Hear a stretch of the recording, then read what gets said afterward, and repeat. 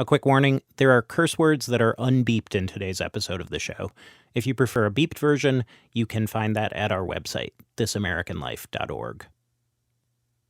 David, so what problem was this supposed to solve? The teachers were trying to get the kids to stop tattling. And why was that so important? Because it's a pre-K classroom, and it's constant there. Right. I should say, by the way, that you are David Kestenbaum. You are one of our producers, our managing editor right now. And this classroom is your kids' classroom, right? Yeah, both of them went there. I still don't get, it seems like kids tattling on each other is just a fact of pre-K. It is, but you got 20-something kids. I mean, it's hard being one parent with 2 kids doing it. Imagine you're in a classroom with 20 kids, and if they bring it to you as a teacher, all these little injustices, you got to get involved in all these cases, Right, it's just a time suck. Yeah, it's just a time suck. And so one of the teachers had this great idea. She took a tissue box, hung it on the wall, and then took this plastic phone receiver and hung it in it and said something like, "That's the Tattle phone, tell it to the phone." And I thought it was just brilliant.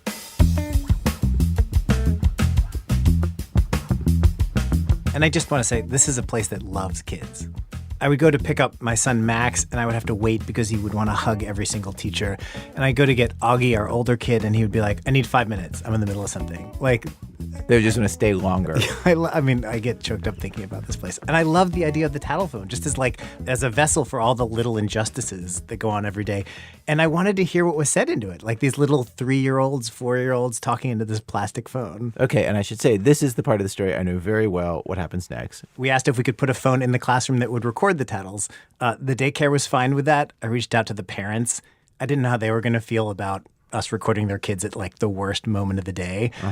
But every single one of them said yes. Some of them said, "Please, yes, do this." Mm-hmm. So we got a phone. It was this chunky red phone, kind of like 1980s style. We had it set up to record, and we needed an outgoing message for it. And that is where I stepped in. Hey there, you've reached the Tattle phone.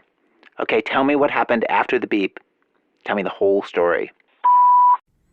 I really hope to make some inroads in that 4-year-old market. I really hope that helps our ratings. And so what we're going to do now, David, is that you're going to explain what you heard on those recordings on the Tattle phone. And when you're done, I'm going to come back and I'll explain what today's show is about. Okay. So I brought the phone into class and I set it up. And the kids started to use it immediately and with great enthusiasm. Eli told me a lie. Seamus wasn't sharing with me, and I don't like it, and I'm very upset. Nathan farted in my face, and I said, "Yuck, Nathan." Catch that one? Nathan farted in my face, and I said, "Yuck, Nathan." But the real crime? And he didn't say, "Excuse me."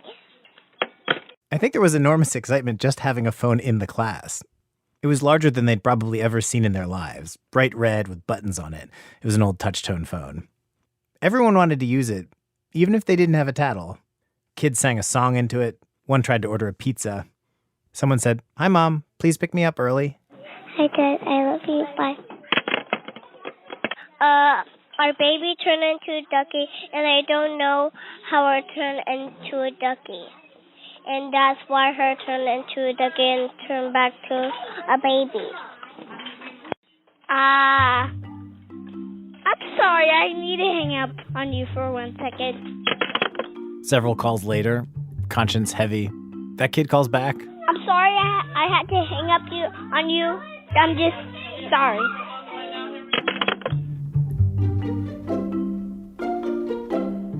The Tattle phone was like a magic portal into one preschool classroom in America, which is kind of incredible. Like most parents, I'll ask my kids, "What happened in school today?" And I get nothing. School is like this black box. You drop them off, pick them up, and you have no idea what happens in between. But now I had this phone. It was set up so it would send me the messages as they happened. It was funny listening to them from my desk. The portal into this classroom would open for a second. I get this little report from a kid, hear a little sound of the room, and then it would close.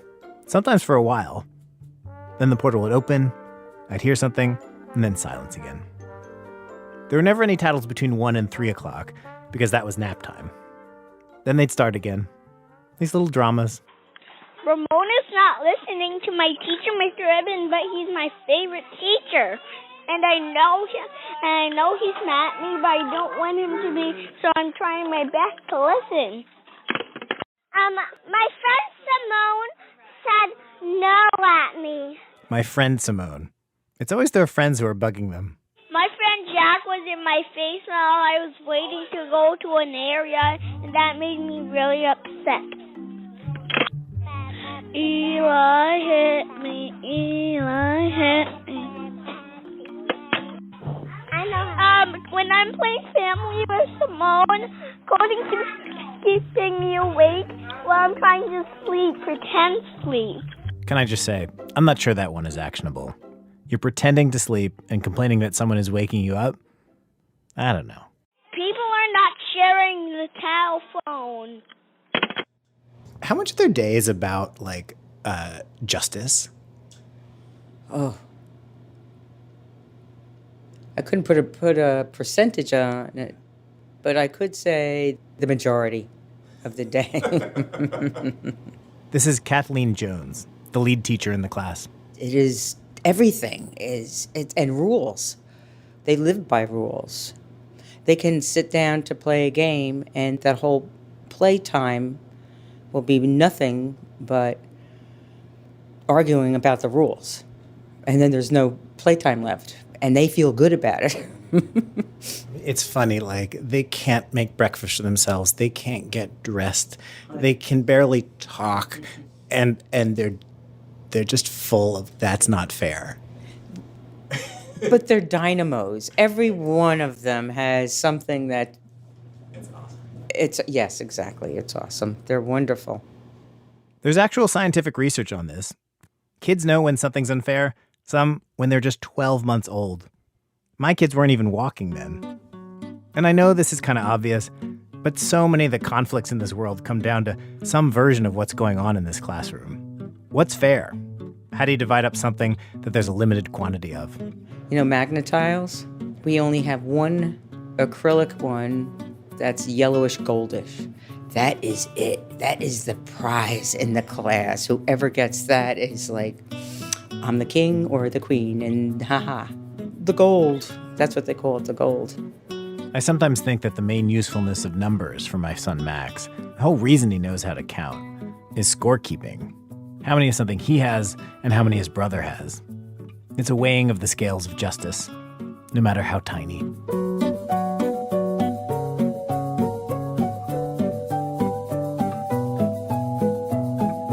So did it work for you?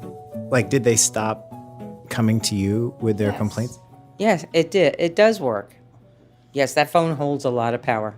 It gave the teachers the break they were looking for. I wanted to see if the kids thought it worked, whether the Tattle phone helped them deal with stuff. So the other weekend, I interviewed a bunch of them, which I have to say, these were some of the weirder interviews I've done in my professional life. Bob Woodward, I know this isn't right, but I had to pay one interviewee a piece of gum. Another kid, Nikki, insisted on performing magic tricks before granting an interview. I did not have high expectations. And then if I do this... Wait, that worked really well. Wait, that was actually amazing. I know. That was good. Yeah. Nikki then refused to talk about the phone at all. But others clearly used it a lot. You have to tell the Tattle phone the whole story, what happened. That's Gabriel. This is Denia. Tell me the whole story. That's all I can remember. One girl's parents told me that they were on vacation staying at a hotel, which of course had a landline phone. And their daughter, Simone, said, "Look, a Tattle phone." As if there was some sort of national Tattle phone network, staffed around the clock by government workers.